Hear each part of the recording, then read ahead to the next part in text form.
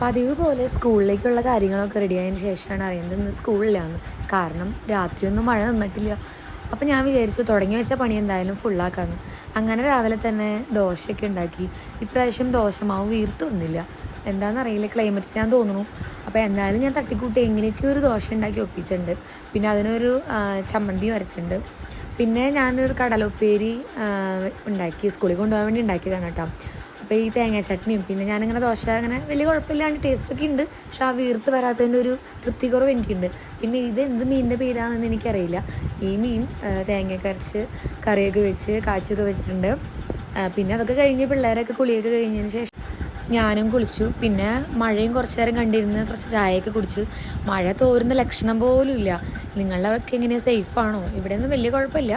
പിന്നെ റൂമൊക്കെ ഒതുക്കിയിട്ട് കുറച്ച് നേരം ബുക്കൊക്കെ വായിച്ച് അങ്ങനെ കുറച്ച് നേരം ടൈമൊക്കെ സ്പെൻഡ് ചെയ്തിരുന്നു. അപ്പോൾ ഇന്ന് ഇത്രയേ ഉള്ളൂ. ടാറ്റാ.